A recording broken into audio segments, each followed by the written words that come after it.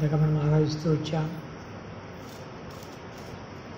మన ప్రభు యొక్క రక్తం ఎంత గొప్పదో, ఎంత క్రైమ్ ఇచ్చి మనకు కొన్నాడు మనం చెప్తూ వచ్చాం. మనలో ఉన్నటువంటి తప్పిదాలు పొరపాట్లు కూడా చూసుకుంటూ వచ్చాం.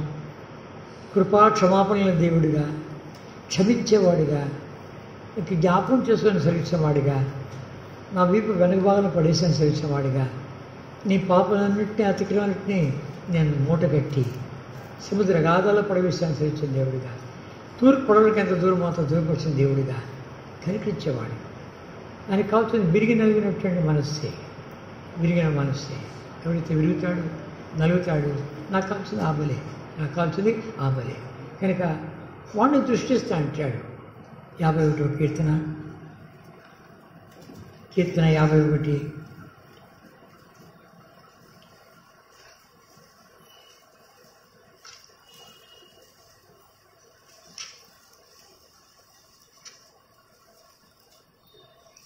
కీర్తన 51, 16 చదువుకుంటా. నీవు బలిని కోరువాడు కావు, కోరినలా నేను అర్పించును.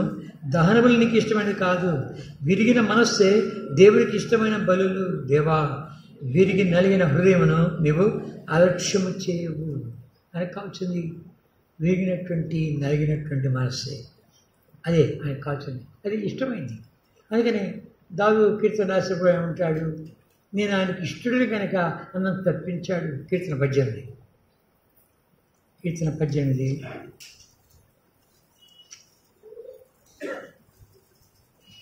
ఆయన తప్పిస్తుంటే మనకు అర్థమవుతూ ఉంటుంది. నేను ఆయనకు ఇష్టడు కనుక ఆయన నన్ను తప్పించాడు అంటున్నాడు. నేను ఆయనకు ఇష్టడిని కనుక ఆయన నన్ను తప్పించను. 19 విశాలమైన 18 బాగుంటుంది. ఆపత్కాలం ముందు వారు నా మీదకి రాగా యెహోవా నన్ను ఆదుకున్నాను. విశాలమైన స్థలమునకు ఆయన నన్ను తోడుకుని వచ్చాను. నేను ఆయనకు ఇష్టడును కనుక ఆయన నన్ను తప్పించాను. ఆయనకి ఇష్టడు కనుక మన స్థితిగతులను మనం చూసుకొని తగ్గిపోయి, ప్రభా ఒకనాడు ఎంతగా ఆరాధిస్తుంటే ఇప్పుడు ఆరాధించలేకపోతున్నాను, ఎన్నో ప్రవేశించాయి. అందుకనే ప్రభా నేను నిన్నే కనపరచాలని కోరుతున్నాను, నిన్నే కొనియాడాలని కోరుతున్నాను, నిన్నే కీర్తించాలని కోరుతున్నాను. ఎంత గొప్పదైన కార్యం గావించావు నా పట్ల అని చెప్పి మనము ఎంతగా విరిగిపోయి ఆయనకు ఆరోపిస్తూ వస్తామో ఆ బలి ఆయనకు కావాల్సింది.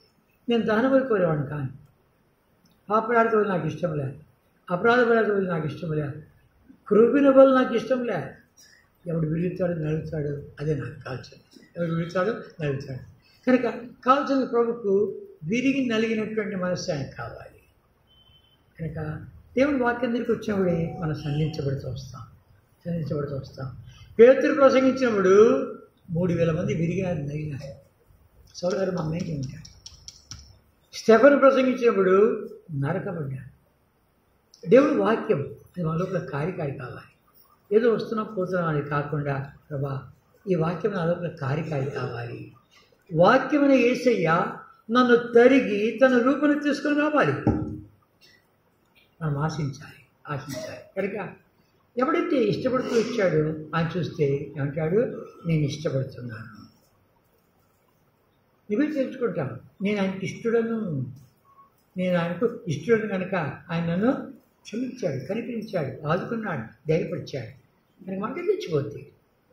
అదే పరిస్థితుల్లో మనం వెళుతూ వచ్చే వెళ్ళి దేవుడు కాపాడి చూస్తే, దేవా నేను నీకంత ఇష్టన్నా, ఎంత ప్రమాదం తప్పించావు, ఎంత నష్టం తప్పించావు అని చెప్పి దాంట్లో నుంచి మనం ఆరాధన కాకపోతున్నాడు. మనం ఎరగాలి. తర్వాత దేవుడు కూడా చూపించాలి, ఇదిగో ఈమె నా ఇష్టరాదు, ఇదిగో ఈమె నా ఇష్టడు అని ప్రభువు చెప్పాలి, ప్రభుత్వాలి. 2 కొరింథీ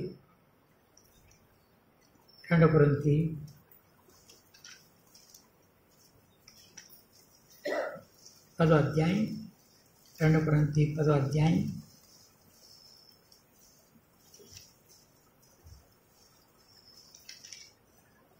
17-18 వచ్చాను.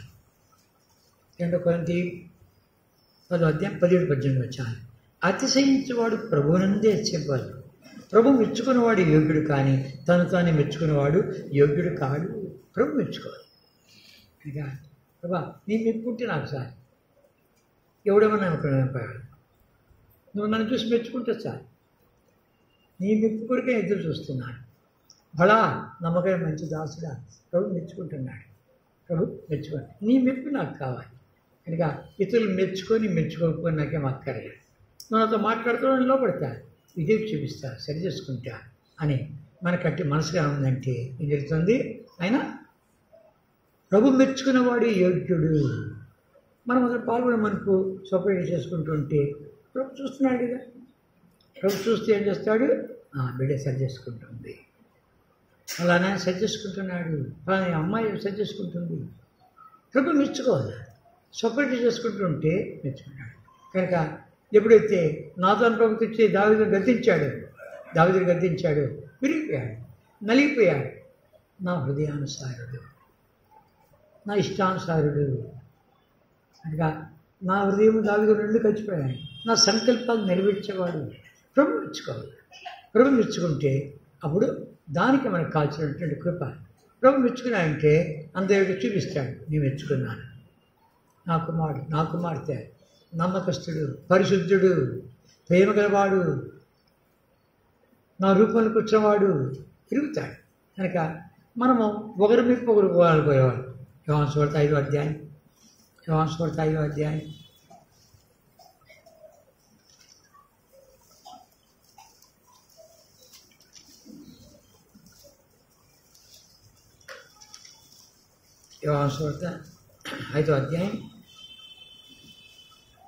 44వ వచనం. అద్వితీయ దేవుని వల్ల వచ్చి మెప్పు కోరక ఒకరి వల్ల ఒకడు మెప్పు పొందుతున్న మీరు ఎలాగ నమ్మగలరు? నేను తండ్రి యొద్ద మీ మీద నేరం మోపుదని తలంచుకుడి. అద్వితీయ దేవుని వలన వచ్చి మెప్పు కోరక, దేవుని నుంచి మెప్పు మనకు కావాలి. అది మంచి తీర్మానం చేసుకో. దేవా నువ్వు మెచ్చుకుంటే చాలయ్యా, నా భాష ఎట్లుంది, నా మాట ఎట్లుండే, నా ప్రవర్తన ఎట్లుంది, కనుక నువ్వు మెచ్చుకోలే, నాకు కాల్సిన నువ్వు మెచ్చుకుంటే చాలు. నాకు ఎవరు మెచ్చుకోకపోని నువ్వు మాట్లాడుతూ లోపడుతున్నా, నేను సరి చేసుకుంటున్నా అని చెప్పి ఎప్పుడైతే మనము సరి చేసుకుంటామో, యోగ్యులుగా తీర్చబడుతూ వస్తామో, ఆయన దృష్టికి యోగ్యులుగా ఎంచబడతాము. అది చూసాయంటే నా స్వరం వింటూ ఉంది, నా మాట వింటూ ఉంది అని చెప్పి నేను ఇస్తాడు. ఇంకా ఆయనే నిన్ను గణపరిచేస్తే చూస్తాం, నిన్ను ఎలా గణపరుస్తాడో చూస్తాం. ఇంకా మనం చూస్తాము 12వ అధ్యాయం, యోహాను సువార్త 12వ అధ్యాయం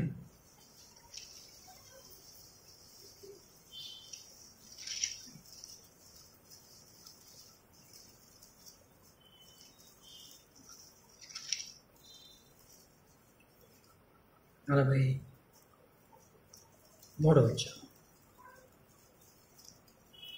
12వ అధ్యాయం 43వ వచనం మనం చదువుకుంటాం.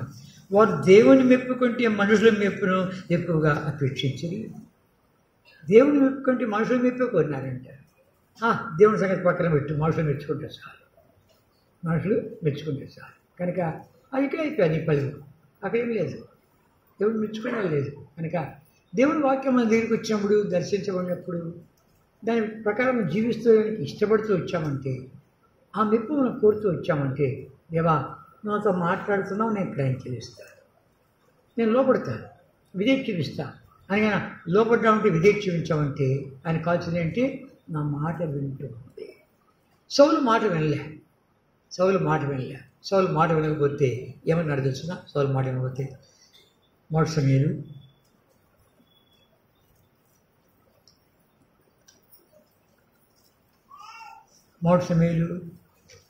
15వ అధ్యాయం, 1 Samuel 15 చాప్టర్.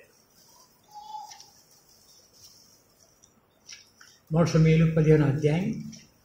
అమాలికలు మొత్తం స్త్రీలను, పురుషులను, పిల్లలను, పశువులను మొత్తం చంపేరా అమాలికలను అని చెప్పితే ఏం చేశాడు? క్రూరమైన వాటిని, బలమైన వాటిని, దీన్ని ఎలా చంపాలా, నిందు చేసుకోవచ్చు కదా, చాలా బాగుంది కదా అని చెప్పి వాటిని తీసుకొచ్చాడు. వాటిని తీసుకొస్తే అక్కడ ఏమంటున్నాడు సమయం తెలిసిన రండి. 15వ అధ్యాయం 22-23 వచనాలు. అందుకు సమీయులు తాను సెలవిచ్చిన ఆజ్ఞను ఒకడు గైకొట్టడం వలన యెహోవా సంతోషించినట్లు ఒకడు దహన బలును అర్పించడం వలన ఆయన సంతోషించిన ఆలోచించము.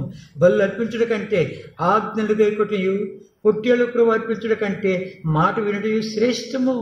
తిరుగుబాటు చేయుట సోద చెప్పుట పాపంతో సమానము. మూర్ఖతలకు వచ్చుట మాయా విగ్రహము గృహదేవతను పూజించడంతో సమానము. యెహోవా ఆజ్ఞని విసర్జించదు కనుక నీవు రాజుగా ఉండకుండా ఆయన నిన్ను విసర్జించను. దేవుడు కావాల్సిన బలి కాదు, కురుమైన జోడలు కాదు, అర్పణలు కాదు, ఆయన కావాల్సింది మాట వినవు కాదు. నువ్వు మాట విన్నాడు చాలు. మాట విన్నట్టు దావీదు విరిగిపోయాడు. నా మాట విన్నాడు కానీ నేను మెచ్చుకుంటున్నా వేస్తాడు నా హృదయానుసారుడు. దాని గురించి మనం చూస్తూ వచ్చామంటే ఇంకా దావీదుని మనకు పరిచయం చేయక ముందు ఏం మాట్లాడుతుంది చూసినా రండి. మోషమేలు 13వ అధ్యాయం 13-14 వచనాలు. అందుకు సమూయేలు ఇట్లా నీ దేవుడైన యెహోవా నీకు ఇచ్చిన ఆజ్ఞలు గైకొనక నీవు అవివేక పనిచేసేటివి. నీ రాజ్యము ఇశ్రాయేలు మీద సదాకాలం స్థిరపరచుటకు యెహోవా తలచి ఉండెను. అయితే నీ రాజ్యం నిలవదు సదాకాలము. మన కొన్నాడు సదాకాలం కొరకు ముద్ర వేశాడు. విమోచన దినం వరకు ముద్ర వేశాడు. విమోచన దినం వరకు ఆత్మత ముద్ర వేశాడు. నా బిడ్డలు నా సొత్తు అని ముద్ర వేశాడు. కానీ ఎంత ప్రేమ గలవాడు. అయితే మధ్యలో ఏం జరుగుతుంది? స్థిరపరచుడుకు యెహోవా నీ రాజ్యమును ఇశ్రాయేలు మీద సదాకాలం స్థిరపరచుటకు యెహోవా తలచి ఉండెను. అయితే నీ రాజ్యం నిలవదు. యెహోవా తన చిత్తానుసారమైన మనసు గల ఒకరిని కనుగొని ఉన్నాడు. నీకు ఆజ్ఞాపించిన దాన్ని నువ్వు గైకొనకపోతు కనుక యెహోవా తన జనం మీద అతన్ని అధిపతిగా నియమించును. దావీదు కాదు, సమూయేలు కూడా చూడలేదు. ఆ విధంగా సమూయేలు కూడా దావీదుని చూడలేదు. దీర్ఘదర్శి ఏం మాట్లాడుతున్నాడు? తన చిత్తానుసారం వాడు కోరుకున్నాడు. నువ్వు ఆయన మా ఆజ్ఞ గైకొనలే కనుక సదాకాలం నువ్వు రాజుగా ఉండాలని కోరుకున్నాడు. కానీ నువ్వు పోగొట్టుకోడు. సదాకాలం మనము నిత్యత్వం వరకు పిలువబడ్డాం. నిత్యత్వం వరకు ఆత్మతో విమోచన దినం వరకు మనము ముద్ర వేయబడినాం. ఆత్మతో ముద్ర వేయబడినాం. అయితే నువ్వు గైకొనలే. మధ్యలో పరీక్షిస్తున్నాడు కదా, పరీక్షలో మనం నెగ్గాలి. పరీక్షలు వస్తాయి. దేనికి వస్తాయి పరీక్ష? నువ్వు నా మాట వింటావా లేదా? నిన్ను మెచ్చుకోవాలి కాబట్టి ఒక పరీక్ష పెడతాను నేను. పరీక్ష పెడితే అప్పుడు ఆ పరీక్షలో మనము నిలబడతామా పడిపోతామా అని కనబడుతుంది. ఇక సౌలుకు పరీక్ష పెట్టాడు, పడిపోయాడు. సౌలు పరీక్షలో పడిపోయాడు. దేవున్నాడు నీకంటే ఉత్తమమైన వాడిని కోరుకున్నాడు. తన హృదయానుసారం కోరుకున్నాడు. ఇంకా సమయం చూడలే. దీర్ఘదర్శి ముందే వస్తున్నాడు కనుక మనకు కూడా పరీక్ష వస్తుంది. పరీక్ష వచ్చేవాడు ఆ పరీక్ష మేలు కొరకై. నువ్వు క్రైస్తవించడానికి ఇష్టపడ్డావు కదా, ప్రభు నీతో మాట్లాడుతుంటే లోపడానికి ఇష్టపడుతూ వచ్చావు కదా, ఆయన ప్రేమిస్తున్నా అని చెప్పి రుజువు చేస్తున్నావు కదా, ఆయన మాట వింటున్నా అని చెప్పి చూపిస్తున్నావు కదా. నాకు జనాంగం కావాలని కోరుతుంటే ఆ జనాంగంలో నేను ఉన్నాను ప్రభా, ఆ శ్రేష్టమైన జనాంగంలో నేను ఉన్నాను ప్రభా, నువ్వు కోరుకున్నటువంటి జాబితాలో ఉన్నాను ప్రభా అని చక్కని తీర్మానం చేసుకుంటున్నావు కదా. అందుకని గమనించామంటే ఏం చెప్తాడు? లూకాసు వార్త 16వ అధ్యాయం. లూకాసు వార్త 16వ అధ్యాయం.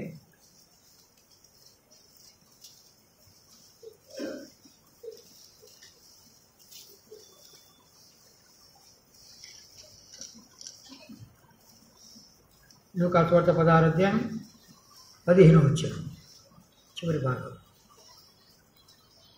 దేవుడు మీ హృదయం ఎరుగును, మనుషుల్లో ఘనముగా ఎంచబడినది దేవుని దృష్టికి అసహ్యము. మనుషుల్లో ఘనంగా ఎంచబడేది దేవుని దృష్టికి అసహ్యం.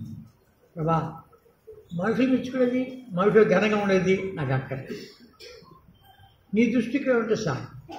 కనుక ఇక్కడ మేము అందరికి మెప్పుకుంటున్నాము, అది నువ్వు అసహ్యం అంటే దానికంటే భయంకరం ఒకటి ఉందా?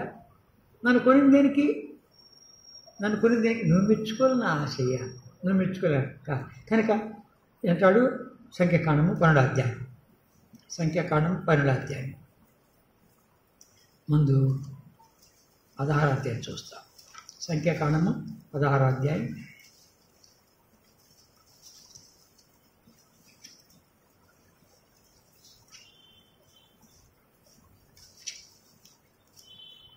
ఇక్కడ మోషే అహరోనుల మీద తిరుగుబాటు చేశాడు.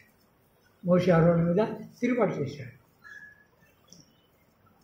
మాట వచ్చామండి.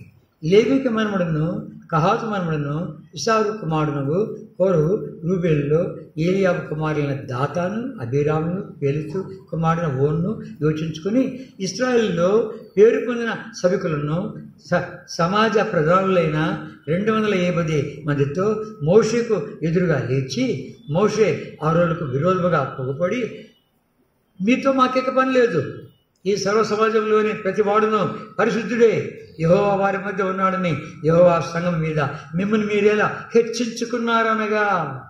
వాడు హెచ్చించుకోలే పాపం. ఒక గుంపు తయారైపోయి సమాజం ఉండే ప్రతి ఒక్కడు పరిశుద్ధుడే, మేము హెచ్చించుకోవద్దు.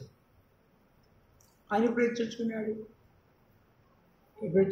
ఒక సంఘం తయారైంది కనుక అండర్ కరెంట్ ఒకటి తయారైతూ ఉంటుంది. అండర్ కరెంట్ ఒకటి తయారైతూ ఉంటుంది. అది ఉన్నటువంటి పైకి బ్లాస్ట్ అవుతుంది. అయిపోద్ది నాడు రండి దేవుని వెళ్ళిపోతాం రండి అని ఇచ్చాడు. మేము రాము, దేవుని వెళ్ళిపోతాం రండి, ప్రభు వెళ్ళిపోతాం కదా, ఆయన అడుగుతాం కదా అంటుండే. మేము రాము 14 వచ్చాడు. అందుకాదు, నీవు పాలు తేలు ప్రపంచ దేశంలోనికి మమ్మల్ని తీసుకొని రాలేదు, పొలములను ద్రాక్షలు గల స్వాస్థ్యం మాకు ఇయ్యలేదు, ఈ మనుషుల కన్నులను ఓడదీదువా, మేము రాము అనేది తిరుగుబాటు వచ్చింది. అయ్యా నీ సన్నిధి మాతో రాకపోతే మాకు తీసుకుపోకయ్యా అన్నాడు. నేను నడిపించేది వాడు, నేను ఓడి నడిపిస్తాడు. ఈ లక్షలాది మందిని ఓడి నడిపిస్తాడు. నీ సన్నిధి చూస్తేనే మనం తీసుకుపో, లేకపోతే ఇక్కడ తీసుకుపోవాలి. దీనే ఉంచు. నువ్వే మనం నడిపించేవాడు. ప్రభు మీద ఆధారపడుతూ వచ్చాడు. ఒక సందర్భం వచ్చేవాడు ఏమంటాడు చూసినా, ఇప్పుడు నా కన్నాన ఏంటి బలమంతా నా నెత్తిని మోపావు, కన్నాన ఏంటి 11వ అధ్యాయం, సంఖ్యాకాండం 11వ అధ్యాయం.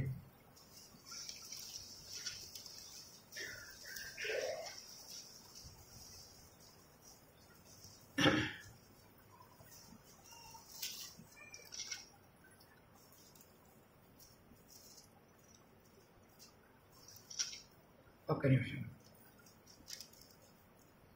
సరే ముందు సార్ ఇక్కడికి గమనించామంటే, నా ప్రాణం తీసుకో వెళ్ళి నేను కన్నానా ఏంటి అంటే, నేను ఆదుకుంటాను, ధైర్యపరుస్తాను, వాగ్దానం ఇస్తాను, అభయమిస్తాను. భూలోకమందంతట్లో మిక్కే సాత్వికుడు అన్నాడు. దేవుడు మెచ్చుకున్నాడు. అది ఇటు సందర్భము 12వ అధ్యాయం, సంఖ్యాకాండము 12వ అధ్యాయం. అది బయట సరే వచ్చినది సమస్య. 12వ అధ్యాయం వస్తే, సంఖ్యాకాండం 12వ అధ్యాయం వస్తే లోపల ఇంట్లోనే నాయకుల మధ్యలో బయలుదేరింది, పెద్దల మధ్యలో బయలుదేరింది. 12వ అధ్యాయం మొదటిచ్చాము. మోషే కూషు దేశం స్త్రీని పెళ్లి చేసుకుని ఉండెను గనుక అతడు పెళ్లి చేసుకున్న ఆ స్త్రీని బట్టి మిర్యాము అహరోనులు అతని విరోధముగా మాట్లాడివి. ఇంట్లో బయలుదేరింది. మిర్యాము పెద్దది, అహరోను 2వ వాడు, 3వ మోషే. ఇంట్లో బయలుదేరి వాడు కూషు చేసి స్త్రీని పెళ్లి చేసుకున్నాడుగా, పొదపడమంట మాట్లాడతాడు.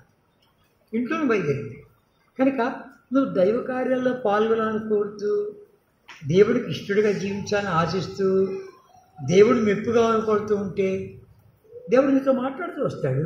నువ్వు శ్రద్ధ చేసుకుంటూ వచ్చావంటే ఆయనకి ఎంతో సంతోషం, పరిశుద్ధాత్మ దేవుడికి ఆనందం.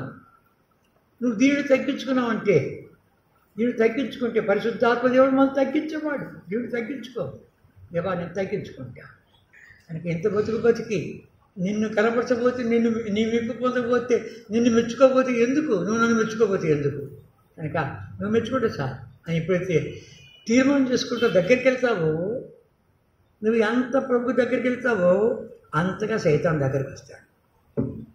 బయట రావచ్చు, ఇంట్లో రావచ్చు, వదిలిపెట్టాడు. బయట రావచ్చు, ఇంట్లో రావచ్చు. కనుక ఇప్పుడు ఇంట్లో వచ్చేవల్లి నాడు రండి. 2వ వచనం, వారు మోషే చేత మాత్రమే యెహోవా పలికించిన, ఆయన మా చేతను పలికింపలేదా అని చెప్పుకొనగా. ఎవరు? అహరోను, మిర్యాము. ఏం ముఠంగా మాతో మాట్లాడలే. ఆత్మీయతలో అత్యాలు వస్తాయి. కనుక ఇది నాకంటే ఎవడన్నా ప్రార్థన చేయగలడా, నేను సమర్పించుకోగలడా, నేను చేసినట్లోనే చేయగలడా? నేను పాడినట్లోనే పాడగలడా? నేను భోజ చేసినట్లోనే భోజ చేయగలడా? లోపల సీఎం సెల్ఫ్ అది వస్తూ ఉంటుంది. దాన్ని మనం గమనించుకోవాలి. ఎందుకు ఇంత పరీక్ష ఎందుకు? అరే రాబోతున్నాడు, ఇక్కడికి ఏవి రావు, ఇక్కడికి ఏవి రావు, అవి నీది ఏమీ రాదు ఇక్కడికి, అక్కడ ఉండేది ఆ సంగతులు వేరే. దాన్ని ఇక్కడే పరీక్షించి సరిచేసి తీసుకోవాలని కోరుతున్నాడు. ఇక్కడ ఏమి రావు, నువ్వు ఎంత పాడు, ఎంత సంపాదించుకో, ఎంత మెప్పులను ముందు ఇక్కడికే, అక్కడికి రావు ప్రభా. మరి ఇక్కడికి రావడాన్ని కాలిపోయే వాటి కొరకు ఎందుకు నేను తాపత్రపడాలా? ఒకసారి నీళ్ళతో నాశనం అయిపోయిన దానికి ఎందుకు తాపత్రపడాలా? అందుకని పుస్తకాలు పెంట అంటాడు. నాకు కలిగిన ఐశ్వర్యంతో పెంట ఎవడంటాడు పెంట అని. కానీ గమనించామంటే మనం ఆ యొక్క వెలుగులోకి రాలేకపోతున్నాం. ఏదో లాగుతుంది, ఏదో పీకుతుంది, మన అందరం లాగుతుంది. కనుక దేవా అందుకే ఒక పరీక్ష తీసుకొస్తున్నావు, పరీక్షల మీద నగ్గాలి. ఇప్పుడు పిల్లల పరీక్షలు జరుగుతున్నాయి. సంవత్సరంతో వేసినటువంటి ఎంతవరకు బుర్రకెక్కింది, ఎంతవరకు లోపల ఉంది అనే పరీక్ష మనకు కూడా పరీక్ష వస్తుంది. ఇన్నేళ్ళుగా నువ్వు ఇంటివే, ఇన్నేళ్ళుగా నువ్వు మందిరానికి వస్తున్నావే, ఇన్నేళ్ళుగా స్పెషల్ మీటింగ్లో వింటూ వచ్చావే, ఎంతవరకు నువ్వు కార్యకారి ఏంది నేను చూడాలి అని చెప్పి ఒక పరీక్ష తీసుకొస్తాడు. వాళ్ళు లేచారు 250 మంది దాతానా వీరం వాళ్ళు వేశారు. కనుక దేవుడు పరీక్షించాడు. ఏమన్నాడు? కనుక దేవుడు ఏమన్నాడు చూసిన సాగిలి పడ్డారు. మోషేవారు సాగిలిపడి, దేవా మనం కనిపించు ఏదో తెలియదు తెలుసుకోకుండా చేశారని. అది నాయకుడి యొక్క లక్షణం. నాయకుడి లక్షణం ఏంటి? కనికరించవడం, క్షమించు వాళ్ళు కోరిక ఇచ్చేయి. కనుక ఆ రక్తము నాయకుల లోపలికి మన లోపలికి కూడా రావాలి. తండ్రి వీరిని క్షమించు అనేవాడు. కనుక ఆ రక్తం మన లోపలికి రావాలి. ఇక్కడ ఒకసారి చెప్పా అనుకుంటా, ఒక ఆమె చనిపోతే శవం ముందర పిల్లలు సాక్ష్యం ఇస్తున్నారు.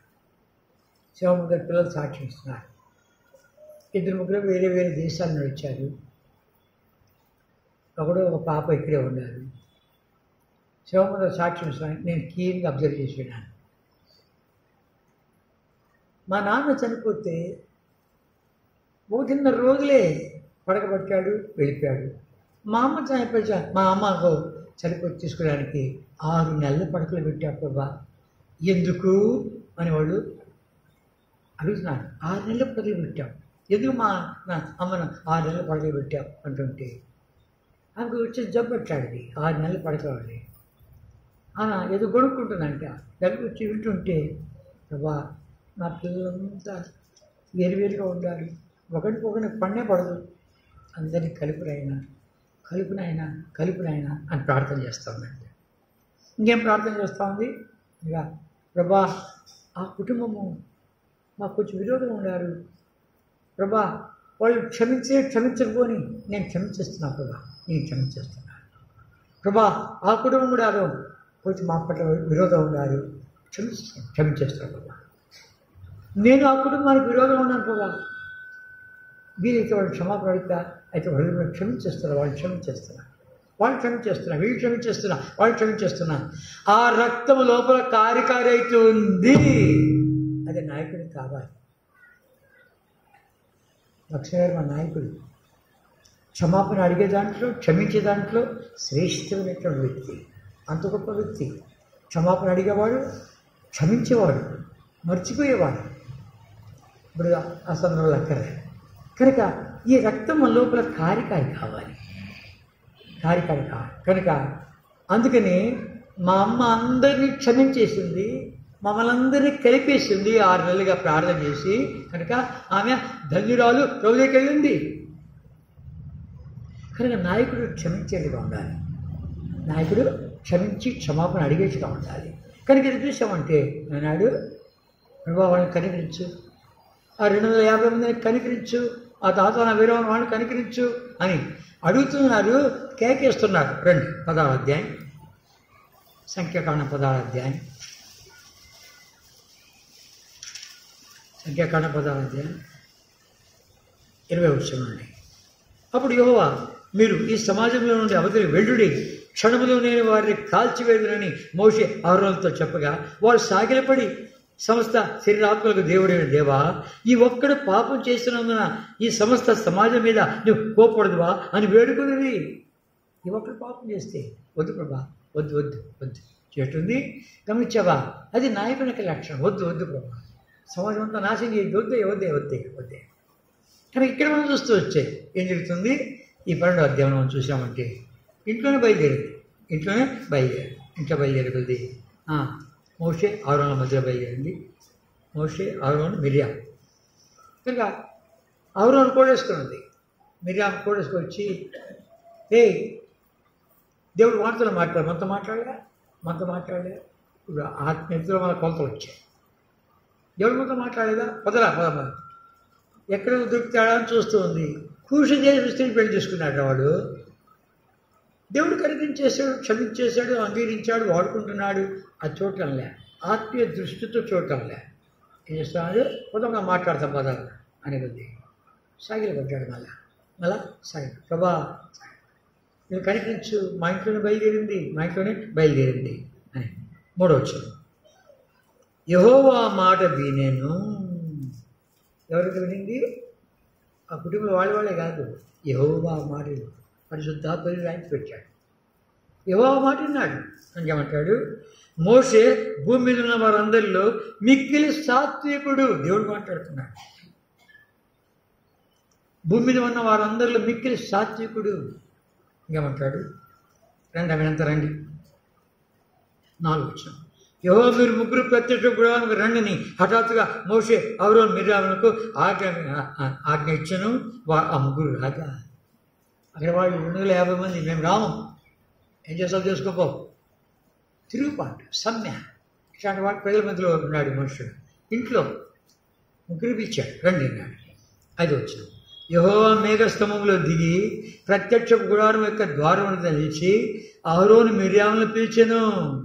వారిద్దరు రాగా ఆయన, నా మాట వినుడి, మీలో ప్రవక్త ఉండేలా యెహోవాను నేను దర్శనమిచ్చి అతడు నన్ను తెలుసుకున్నట్లు కలలో అతనితో మాట్లాడుదును. నా సేవకుడిన మోషే అట్టివాడు కాడు. మీ మధ్యలో ప్రవక్త ఉన్నాడా? వాడికి దర్శనమిచ్చి కళ్ళలోనూ అతనితో మాట్లాడతాను. అయితే మోషే అలాంటి వాడు కాదు. 7వ వచనం, అతడు నా ఇల్లంతట్లో నమ్మకమైన వాడు, నేను గూఢభావనతో కాదు దర్శనమిచ్చి ముఖాముఖిగా అతనితో మాట్లాడుతును. అతడు యెహోవా స్వరూపమును నిదానించి చూచును కాబట్టి నా సేవకుడైన మోషేకు విరోధముగా మాట్లాడుకు మీరేం భయపడలేదనను. మాట దేవుడు ఏమీ మెచ్చుకుంటున్నాడు? నా సేవకుడు. ఇంకేం మెచ్చుకుంటున్నాడు? భూలోకమందంతట్లో మీకే సాత్వికుడు. ఇంకేం మెచ్చుకుంటున్నాడు? ప్రవక్తతో కళలో దర్శనంతో మాట్లాడతాను కానీ నా సేవకుడు అలా కాదు. నా స్వరూప దర్శనాన్ని నిదానించి చూస్తాడు. నా ఇల్లంతట్లో నమ్మకమైన వాడు. ఇదే లక్షణాలు చెప్తూ వచ్చాడు. మీరు ఎందుకు భయపడలేదు అని చెప్పి తీర్పు తెచ్చాడు, వెళ్ళిపోయాడు. అంతే, తీర్పు తెచ్చేసాడు, వెళ్ళిపోయాడు. 9వ వచనం, యెహోవా కోపం వారి మీద రగులుకొనగా ఆయన వెళ్ళిపోయాను. వచ్చాడు, మెచ్చుకున్నాడు, వెళ్ళిపోయాడు. 10వ వచనం, మేఘమును ఆ ప్రత్యక్ష గుడారం మీద నుండి ఎత్తబడెను. అప్పుడు మిర్యాము హిమం వంటి తెల్లని కుష్ఠుకలదాయను. ఆరోను మిర్యాము వైపు చూసినప్పుడు ఆమె కుష్ఠుకలదా కనబడను. తీర్పు తీర్చేశాడు. ఇది ఎక్కడి నుంచి స్టార్ట్ అయిందో దేవుడు తెలుసును, ఎవరి ద్వారా స్టార్ట్ అయిందో తెలుసును. ఇక తిరుగుబాటు అంతా కూడాను కనుక ఆమె కుష్ఠుడు ఇచ్చాడు, వెళ్ళిపోయాడు. ఆరోను కోరుకున్నాడు, ఓదే మా బాబు నా దగ్గర ఈమెతో చేయను నేనని చెప్తుంది. ఆరోజు కలుసుకొని నేనాడు. ఆరోజు కలుసుకొని కనుక ఇద్దరు ప్రార్థన చేశారు, ప్రభా కనిపించు. మేఘం ఎత్తబడింది. మేఘం ఎత్తబడితే ఏం జరగాలి? మేఘమెత్తబడితే వాళ్ళు ప్రయాణం చేయాలి. రండి 9వ అధ్యాయం, సంఖ్యాకాండము 9వ అధ్యాయం, సంఖ్యాకాండం 9వ అధ్యాయం 22వ వచనం. ఆ మేఘము 2 దినములు కానీ 1 నెల కానీ ఏడాది కానీ తలుపు చేసి మందిరం మీద నిలిచినలా ఇశ్రాయేలు ప్రయాణం చేయక తమ గుడారంలో నివసించిరి. అది ఎత్తబడినప్పుడు వారు ప్రయాణం చేసిరి. వాళ్ళు నడిపించేది ఇక్కడ మేఘాలు, అగ్నిస్తంభం, మేఘస్తంభం. కనుక ఈ మేఘము ఒక రోజు ఉంటే ఒక రోజు ఉంటారు, వారం ఉంటే వారం ఉంటారు, నెల ఉంటే నెల ఉంటారు, సంవత్సరం ఉంటే సంవత్సరం అలాగే ఉంటారు.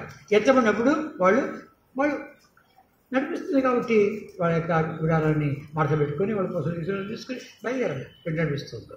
కనుక ఇప్పుడు మేఘం ఎత్తబడింది. మేఘం ఎత్తబడగానే 12వ అధ్యాయం వాళ్ళు మొరబెట్టుగా దేవుడు ఉన్నాడు, పాల ఇప్పుడు 7,000 పెట్టన్నాడు.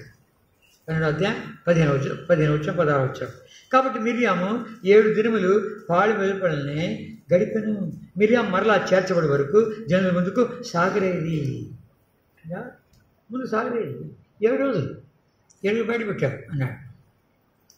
ఆ మొక్క మీద ఉమ్మేయి 7 రోజులు బయట పెట్టు అన్నాడు. 7 రోజులు బయట పెట్టాడు.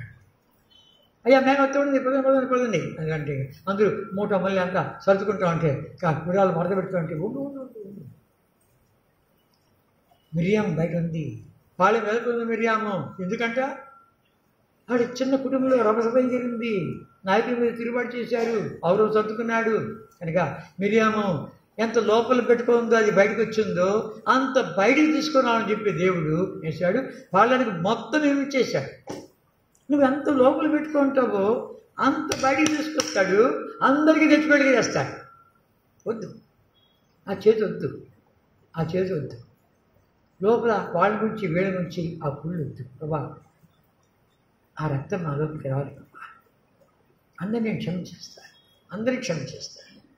నా హృదయం క్షమాపణతో నిండి తండ్రి వీరేమి చేస్తున్నారు, వీరు అడగరు అని నువ్వు క్షమించావే, ఆ రక్తం ఆ మనస్సు నా లోపలికి రావాలి ప్రభా, క్షమించేస్తాను అని సిద్ధపడ్డావంటే తీర్మానం చేసుకుంటూ వచ్చావంటే నీ తీర్మానం మీద ఆధారపడింది శత్రువు దారి తీసేది.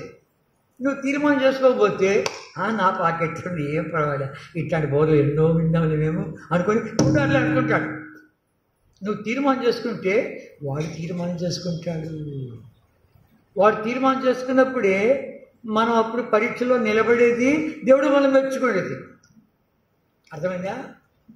ఎందుకు వచ్చింది పరీక్ష అంతా అడిగాడా? ప్రభు నా లక్ష్యాన్ని చెప్పు అన్నాడా? నేను ఇల్లంతా నమ్మకమైన వాడిని చెప్పు అన్నాడా? భూలోకంతో మీకు సాచుకొని చెప్పు అన్నాడా? నా సేవకుడు అని చెప్పయా అని అన్నాడా? రికమెండేషన్ అడిగాడా? లేకపోతే అయినా ప్రభా నీ యొక్క స్వరూప దశ నిదానికి చూసేవాడిని చెప్పయ్యా, చెప్పు వాడు కట్టనని అన్నాడా? లే. ఈ పరీక్ష రాకపోతే తను కూడా ఈ లక్ష్యాన్ని ఎదిగేవాడు కాడు.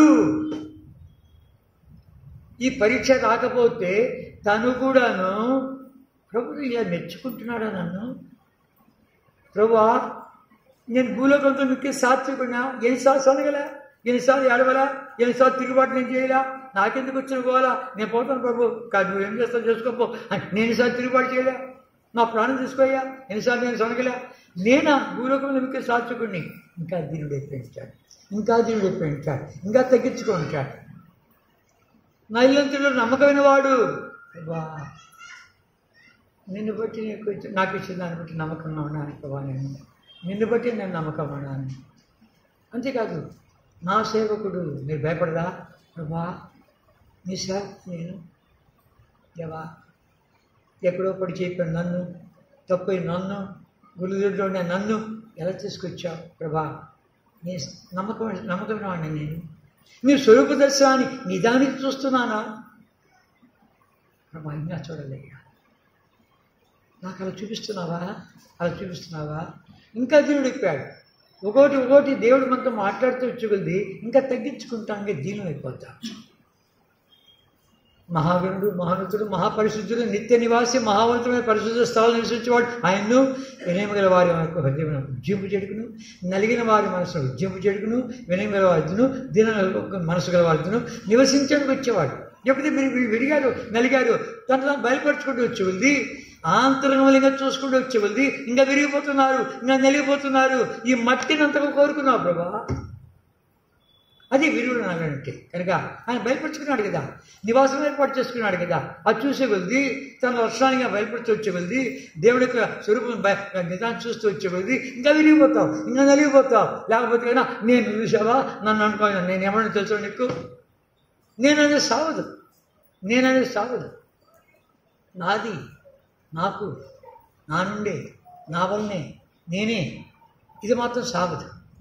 ఆ వాట్సాప్లో వేశాడు, ఏబిసిడీలు అన్నింటిలో కూడా మెలికలు ఉన్నాయంట. ఏలో మెలికలు ఉన్నాయి, బీలో మెలికలు ఉన్నాయి, సీలో మెలికలు, అన్నింటిలో మెలికలు ఉన్నాయంట అక్షరాల్లో. అయితే ఐలో మాత్రం మెలిక లేదంట. ఐ అంటే నేను అని నిదారంగా పడుతున్నాను. నన్ను చూడు, నేను వంగను చూసేట్లుంది ఐ అనేది. అయితే మూడవ రకం యొక్క ఐలో అది వంగుతుంది. ఐ దాని మీద నెత్తిలో ముటికప్పుడు వేస్తాం, చొక్క పెడతాం, ముటికప్పుడు వేస్తాం.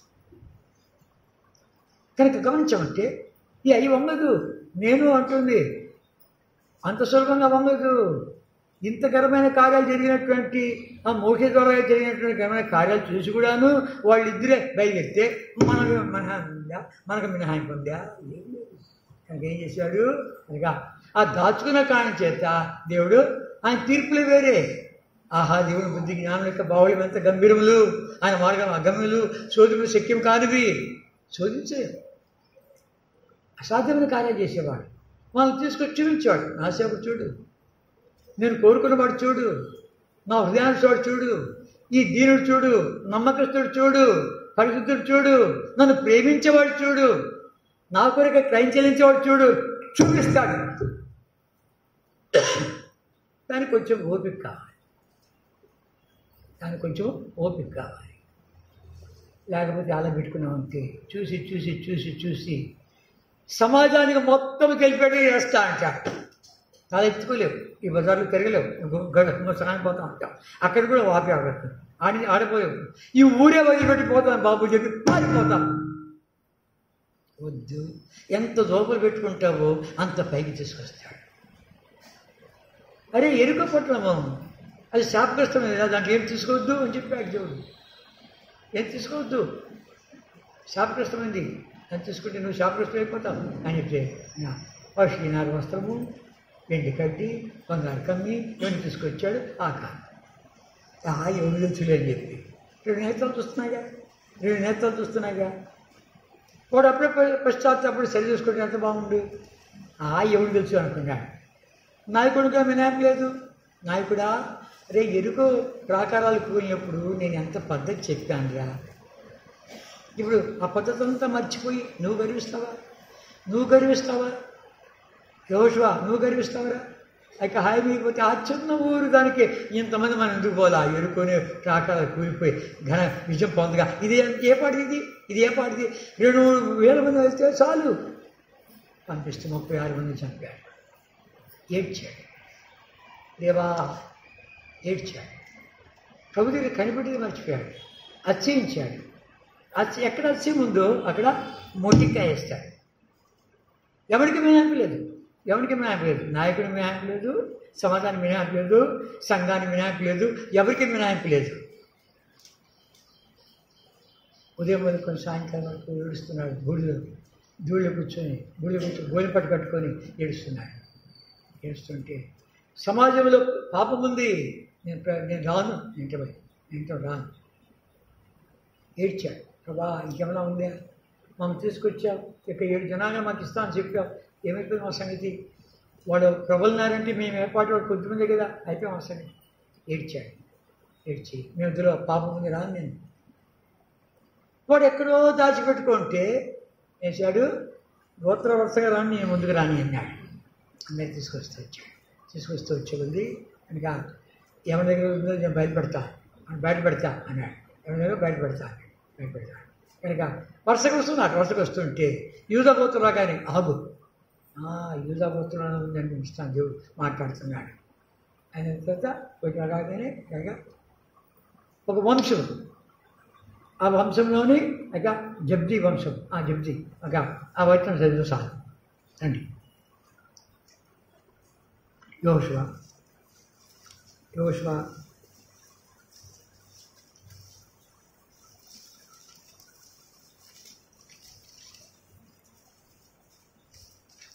యెహోషువ గ్రంథము 7వ అధ్యాయం 16వ వచనం. కాబట్టి యెహోషువ ఉదయం లేచి ఇశ్రాయేలు వారి గోత్రముల వరుసను బట్టి దగ్గరికి రప్పించినప్పుడు యూదా గోత్రం పట్టుబడింది. యూదా వంశమును దగ్గరికి రప్పించబడినప్పుడు జరహీలు వంశము పట్టుబడింది. జరహీలు వంశం పురుషుల వరుస దగ్గరికి రప్పించబడినప్పుడు జబ్ది పట్టుబడింది. అతడును అతని ఇంటి పురుషులను వరుస దగ్గరికి రప్పించబడినప్పుడు యూదా గోత్రంలోని జరు మునిమనుడును జబ్ది మనుడును కర్మి కుమారుడైన ఆకారం పట్టబడను. ఎక్కడ వెళ్ళింది? వాడి గోత్రము, వాడి వంశము, వాడి ముత్తాత, వాడి తాత, జేజి తాత, వాడి యొక్క తండ్రి మొత్తం ఎక్కడికి వెళ్ళి చూసావా? కనుక మనం చేసే ప్రతి పాపము ఇట్ టచెస్ హెవెన్. అందుకని మనం పవిత్రపరచాలని కోరుతున్నాడు, పరిశుద్ధపరచాలని కోరుతున్నాడు. అపొస్తలుల బోధ, సహవాసము, రొట్టె విడిచిన ప్రార్థన ఎందుకు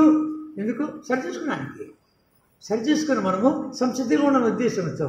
కనుక గమనించమంటే ఇక్కడ ఏం జరుగుతుంది? కనుక వాడు, వాడి తండ్రి, వాడి తాత, వాడి ముత్తాత, వాడి జేజి తాత, వాడి వంశము, వాడి గోత్రము మొత్తం తాకబడి మనం చేసే ఒక్క పాపము ఎక్కడ పడుతుంది? దేవుడిని పడుతుంది. మర్చిపోవద్దు, నువ్వు చేసే ప్రతి పాపము ఇట్ టచింగ్ హెవెన్. సైతానుడు జంతువులు పాపం చేస్తున్నాడే, అంటే తాకలే. పక్షులు పాపం చేస్తున్నాడే, దాన్ని తాకలే. చేపలు పాపం చేస్తున్నాయే, తాకలే. మనం చేస్తే తాకబడుతుంది. నా రూపంలో, నా పోలికలో సృష్టించిన మానవుని పాపం చేస్తావా నువ్వు అని చెప్పి ఆయన తాకి కదులుతాడు. అర్థమైందా? కనుక మనం పాపం చేసామంటే కన్నా నా కొడుకు చూడు, నా కొడుకు అంటే చూడు, నా సేవకుడు అంటే చూడు, వాడి సంగతి చూడు, వీడి సంగతి చూడు అని చూపిస్తాడు. చూపించినప్పుడు మనం సరి చేసుకోకపోతే, కఠినాత్మ అయిపోతే నష్టం మందే. కనుక పరలోకాన్ని విరుద్ధంగా తప్పని కుమారుడు అంటాడు, తండ్రిని పరలోకానికి పాపం చేశాను, నీ గుడిగా పాపం చేశాను. ఆకారం అంటాడు, అయ్యా నేను పరలోకాన్ని పాపం చేశాను, పరలోకానికి నేను పాపం చేశాను, దేవుడితో పాపం చేశాను. కనుక మనం చేసే ప్రతిదీ టచింగ్ హెవెన్. ఆయన రూపంలో మనం తయారు చేశాడు. కాబట్టి సైతానుడు మన మీద దాడి తీసి, మరి ముఖ్యంగా సంఘం మీద దాడి తీసి, మరి ముఖ్యంగా ఎవరైతే ఆత్మీయంగా ముందు సాగపడతాడో వాడి మీద దాడి తీసి నష్టపడతాను కొడతాడు. అయితే మనకు దేవుడు వాక్యం అందించబడుతూ వచ్చేవాడు ఎక్కడ లోపల ఉందో, ఎక్కడ మరుగై ఉందో, ఎక్కడ రహస్యంగా ఉందో దాన్ని సరి చేసుకుంటూ వచ్చామంటే ధన్యులము. దేవుడి వాక్యం కదా. దేవుని వాక్యం సజీవమై బలం గలదై, ఎటువంటి 2 నుంచుల వాడిగల ఖడ్గం కంటే పదునగలదై, ప్రాణమును, ఆత్మను, కీళ్లను, మూలుగను, హృదయమును, దాని తలంపులను, ఆలోచనలు శోధించేందుకు వెళుతుంది. వెళ్ళని ఏదో కూర్చొని విన్నా పోయినాను కాదు. ప్రభా ఈరోజు నాతో మాట్లాడాలి, నువ్వు త్వరగా రాబోతు అని సిద్ధపడాలి అని చెప్పి సిద్ధపడుతూ వచ్చావంటే దర్శిస్తుంది. మాకు యుగాంతం ముందే మా బుద్ధి కలుగుడే రాయించి పెట్టాడు. సరిగా ఏమైంది? అది ఎప్పుడైతే బయటపడిందో అప్పుడు బయటకు వస్తున్నాడు. నేను పాపం చేసే నిజము అప్పుడు ఒప్పుకుంటున్నాడు. అప్పుడు ఒప్పుకునేది ఎందుకు నువ్వు మమ్మల్ని నష్టపరిచావు అని చెప్పి ఏమన్నాడు యెహోషువ. వాడిని తీసుకున్నాడు, వాడి భార్యలు, వాడి పిల్లలు, వాడి పశువులు, వాడి డేరా మొత్తం రాజు కూడా చంపండి. అమ్మా ఆ కార్యంగా నేడు జరిగితే మన సమాజంలో ఒక్కడు ఉండడు, అంత అవుట్. ఒక వాక్యం ఒకసారి చదువుకుంటే ఈ వాక్యంగా మన మధ్యలో ఉంటే కన్నా యవనస్తులు ఒక్కడు ఉండడు, అంత అవుతే చూపిస్తాడు. యూట్యూబ్ దర్శకము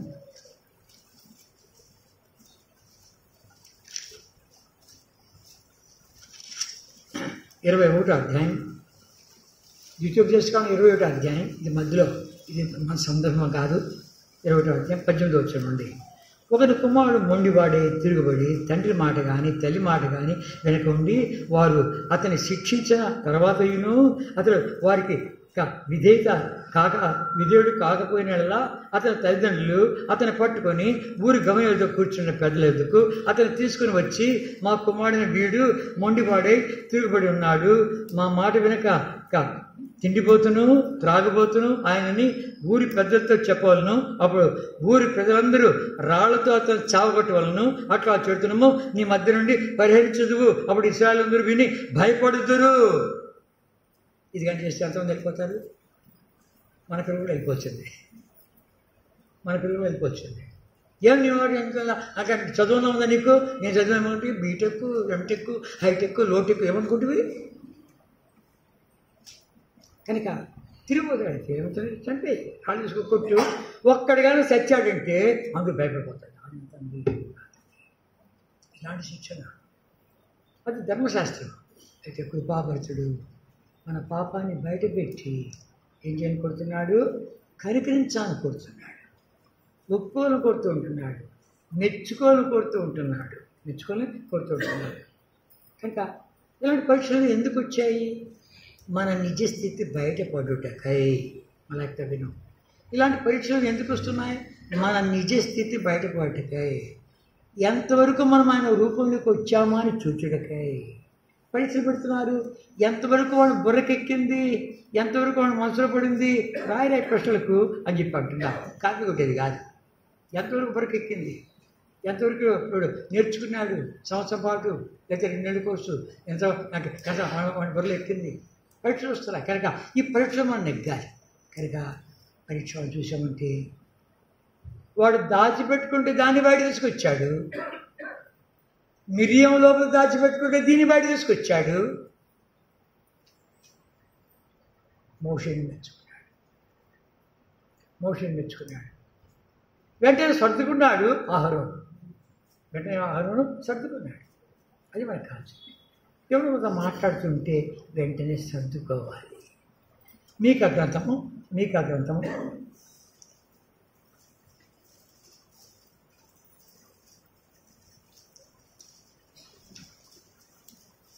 నా బైబిల్ వంటి బైబిల్ మీదైతే కానీ 6వ అధ్యాయం 766వ పేజీ, తెలుగు బైబిల్ 766వ పేజీ, మీకా గ్రంథము 6వ అధ్యాయం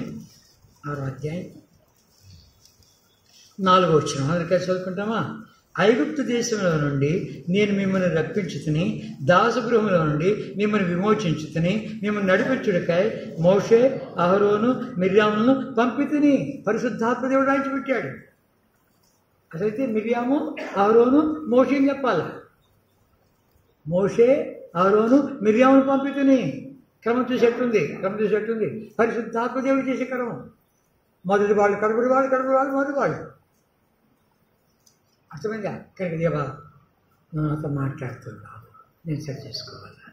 నీ మెప్పు నాకు కావాలి.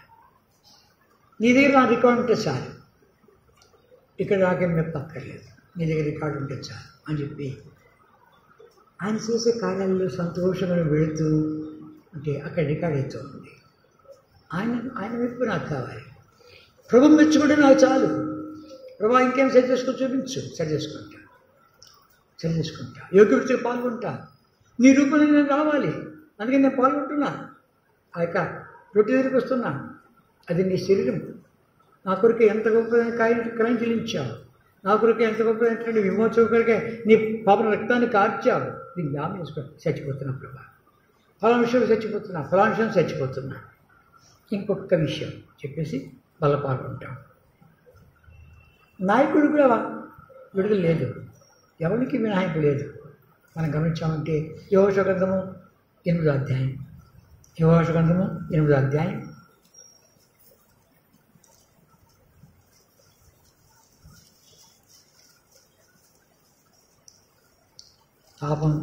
పాపం తొలిపోయింది. శాపగ్రస్తున్నాయి. రాళ్ళతో కూడా చంపేశాడు. చేసింది వాడైతే వాడిని భార్యకి తగిలే, వాడిని పిల్లలు తగిలే, వాడిని డేరాకి తగిలే, వాడిని పశువులు తగిలే. సోకింది.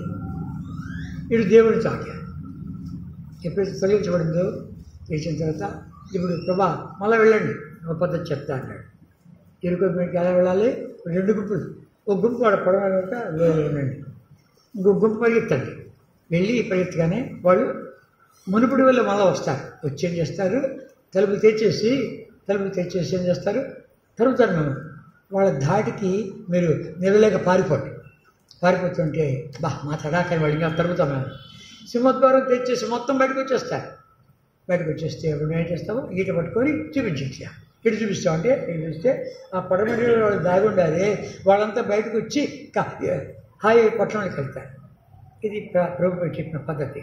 హాయి పట్టణంకి వెళ్ళినప్పుడు దాన్ని తగలబెట్టండి. తగలబెడితే రే మీ ఊరు చూడండి ఏం చేస్తాం మీ ఊరు అంటే వాళ్ళు తిరిగి చూడగానే వాడు మన ఊరు తగలబడతామని చెప్పి ఇది పడిగిస్తుంటే వీళ్ళు తరిమి విన్నాం ఇక వాడు కాల్చిన వాళ్ళు వచ్చి ఇద్దరు మొత్తం సంబంధం నాశనం చేశారు. ఇప్పుడు మన అంశంలోకి వస్తాం. నువ్వు పారిపోయే గుంపులో ఉండాలా?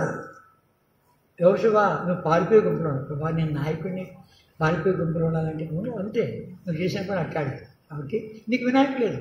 పారిపోయే గుంపులో పారిపోయే గుంపులో పోతా ఈటెత్తాడు. ఈటెత్తే తర్వాత పారిపోతా అంటే అప్పుడు వాడు వచ్చాడు. రండి 8వ అధ్యాయం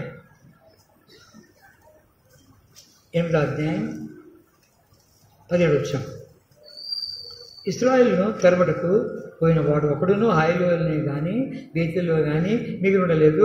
వారి గవిని వేగా పట్టణమును విడిచి ఇశ్రాయేలును తెరవబోయి ఉండిరి.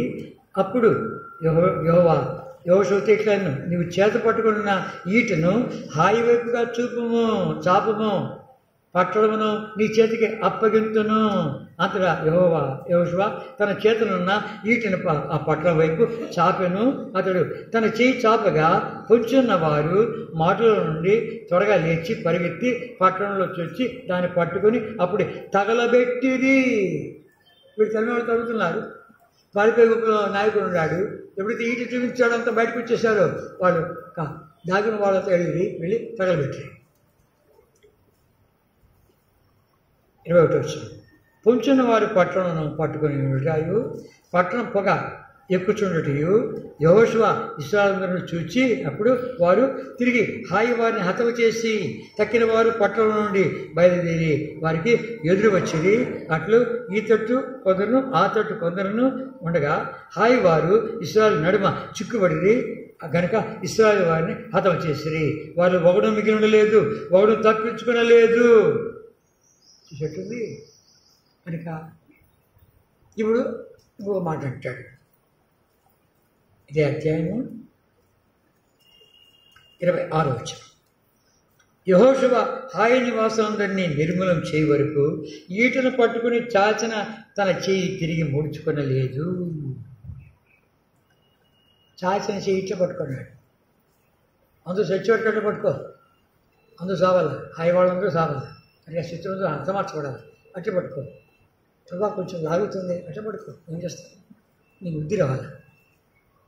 నువ్వు మొట్టమొదటి యుద్ధం ఆడేవే ఎక్కడ? నిర్గమకాండం 17వ అధ్యాయంలో అమాలేకీయులతో యుద్ధం ఆడేవి. మోషే కొండ మీదకి పోయి చేతులు ఎత్తినప్పుడేమో నువ్వు గెలిచావు, బరువు ఎక్కువ కిందకి దించినప్పుడు కనుక అమాలేకీయులు గెలిచారు. అది చూసినటువంటి అహరోను హూరు వాళ్ళు ఏం చేశారు? వెళ్ళి ఒక బండదలు వచ్చి కూర్చోబెట్టి, అయ్యా ఈయన ఎత్తే చేతుల మీద ఆధారపడిందని చెప్పి అహరోను హూరు వాళ్ళు 2 చేతులు పట్టుకున్నారు. అది బరువు ఎక్కుతుంటే అట్లా పట్టుకున్నారు. అప్పుడు నువ్వు గెలిచావు అంటే ఏంటి? ప్రార్థన జ్ఞాపకంగా మోషే ప్రార్థన చేయగా అహరోను హూరు వాళ్ళు ఇద్దరు చేపట్టుకోగా నువ్వు గెలిచావురా నీ జ్ఞాపకంగా. ఇప్పుడు అలాగే పట్టుకో ప్రభా. ఇంకా ఉన్నారు ఎవరన్నా, ఇంకా కొంత సావాలా, అట్లా పట్టుకో. లాగుతున్న ప్రభా అలాగే నేను పట్టుకో. ఎవరికి మినహాయింపు లేదు, నాయకుడికి మినహాయింపు లేదు, విశ్వాసులకు మినహాయింపు లేదు, కాపరికి మినహాయింపు లేదు, పెద్దలకు మినహాయింపు లేదు, ఎవరికి మినహాయింపు లేదు. నా యొక్క పద్ధతి కనుక ఆ కృపాభరితుడు క్షమించుడికై సిద్ధమైన మనసు గల వాడు వచ్చి విరిగితే నలిగితే ఆయనకి ఇష్టమైన పని. దేవా ఈరోజు విశేషమైనది మాట్లాడుతున్నావు, నన్ను క్షమించుకోవా. నీ రక్తం ఇచ్చి కొన్నావే కానీ నా లోపల ఆ విలువలు గుర్తించలే. లోకమంతా ఉంది, దుష్టలోకమంతా ఉంది ప్రభా. దుర్నీతి నా లోపల ఉంది, ఆచారాలు నా లోపల ఉన్నాయి. ఆ రక్తం యొక్క విలువ నేను గుర్తించగా తేలిక తీసుకుంటున్నా. క్షమించయ్యా. నా లోపల జాతి పోలే, కులం పోలే, భాష పోలే, గోత్రం పోలే, ఇవన్నీ ఆయా వేళల్లో బయటపడుతున్నాయి. మాట్లాడావు, క్షమించయ్యా. అంధకార శక్తుల అధికారం ఉంది ప్రభా. నువ్వు దురాత్మ సమూహం ఓడించావు. సకల దూతలు నీకు నమస్కారం చేయాలి. నీ నామం అన్ని నామల కంటే మించిన నామం ప్రభా. అలాంటి గొప్ప దేవుడిని ఎరిగాను నేను. మరణ భయము ఎప్పుడో మరణభయం నా ప్రభు మింగేశాడు. మరణభయం నాకు మరణభయం లేదు అని చెప్పి మరణానికి ఇచ్చినటువంటి నా ప్రభు నా లోపలికి వచ్చాడు. ఆయన ఆరాధించాడు. ఎక్కడ తప్పుతున్నా సరి చూసుకున్నా. ఇప్పుడు మళ్ళా మాట్లాడుతున్నాడు. నేను మెచ్చుకోవాలి కదా, నేను పరీక్ష పెట్టాలి కదా, ఎంతవరకు నీ లోపల ఇది కార్యకార్యం నేను చూడాలి కదా. లేపుతా, ఇంట్లోనే లేపుతా, సంఘంలో లేపుతా. అప్పుడు నీ లక్షణాలు బయటపడాలా, నేను మెచ్చుకోవాలి. అప్పుడు అందరూ చెప్పాలా కనుక వాళ్ళు సరి చేసుకోవాలా. ఎవరికి ఏ తీర్పు తీర్చాలో నేను తీరుస్తా. తీర్పు చెప్పింది నాది కనుక దేవా, ఈవేళ ఆరాధనలోను బలపరికే పరీక్షించుకునే విషయంలోనూ నాతో మాట్లాడుతున్నాం. ఐగుప్తులో నుండి విడిపించడికాయ నేను నాయకుడిగా ఇచ్చిన వాడు ఎవరంటే మోషే, అహరోను, మిరియాం. పద్ధతి చూసావా? మిరియాం పెద్దది, అహరోన్ తర్వాత మోషే చిన్నవాడు. నువ్వు చిన్నవాడు కొనవచ్చు, అల్పుడిగా ఉండొచ్చు, నువ్వు లెక్కలేని వాడు ఉండొచ్చు. దేవుడు మెచ్చుకుంటే ఆయనే పైకి తీసుకొస్తాడు. కనుక స్వపరీక్ష చేసుకుని ఒక 2 నిమిషాలు తర్వాత బాధలో పాల్గొంటాం. అప్పుడు మనకు వంట పడుతుంది. లేకపోతే కన్నా ఏమవుతుంది? ఆకానుకు జరిగిన కథ మనకైతుంది. లేవి కుమారులైనటువంటి దాతాను అభిరాము జరిగిందే జరుగుతుంది, మిర్యాము జరిగిందే జరుగుతుంది. మన పద్ధతులు మార్చేసి మన లాస్ట్లో పెడతాడు. దేవా, నేను యోగ్యపరిచిగా పాల్గొని కోరుతుంటున్నాను. కనుక ఏవేవి నాకు అడ్డం ఉన్నాయో ఆ రొట్టెను కూర్చేసి ఆ పాత్రను త్రాగినప్పుడల్లా ఆయన వచ్చే వరకు ఆయన మరణమును చూపించుదురు, కనపరచుదురు. పలానా విషయంలో చచ్చిపోతున్నా ప్రభా, పలానా విషయంలో చచ్చిపోతున్నా ప్రభా. నువ్వు సత్యం దానివిగా, సత్యం వాడిగా కనపరుచుకోవాలి. ప్రభు త్వరగా రాబోతున్నాడు. కనుక ఆ రాకళ్ళు ఆయన మెచ్చుకున్నటువంటి వాళ్ళే వెళ్ళిపోతారు. ఎవరితే కిరీటాలకు పాత్రుడో, జీతానికి పాత్రుడో, ఎవరైతే పట్టణాలు, పరణాలు, భవనాలు ఇవ్వనట్టున్నాడో వాడి పాత్ర వాడు వెళ్తాడు. ఎందుకు? ఆయన జాగ్రత్తలో ఉంటాడు. వాడు మిగిలిన వాళ్ళు నేనే ఉంటాడు. దేవా, ఇంత బతికి నేను అక్కడ ఉండకపోతే ఎందుకు? నా ఉండాలి, నువ్వు త్వరగా రాబోతున్నావు, నీ రాకళ్ళను సిద్ధపడి ఉండాలని చెప్పి ఒక 2 నిమిషాలు మౌన స్థితిలో సిద్ధపడి పాల్గొను. లేకపోతే కన్నా నీ బలహీనతలు ఇంకా బలపరచబడుతూ వస్తావు, ఇంకా బలహీనుడైపోతావు, ఆత్మీయ రోగి అయిపోతావు. ఆత్మీయంగా ఇప్పుడే ఎన్నో రోగాలు ఉన్నాయి మనకు, కనుక ఇంకా రోగి అయిపోతావు. అలాగే పాల్గొన్నావంటే నీ ద్వారా నా సంఘానికి నష్టము. నువ్వు వచ్చేయని చెప్పి నీకు ఇచ్చిన ఆయుష్కాలం తీసేసి చచ్చిపోరా, వచ్చేరా అంటాడు. నీ ఆయుష్కాలం వద్దు, సరి చేసుకుంటాం. ఒక 2 నిమిషాలు మౌన స్థితిలో సరి చేసుకున్న తర్వాత మనము నిజంగా కాపరి రొట్టెను అందిస్తాడు.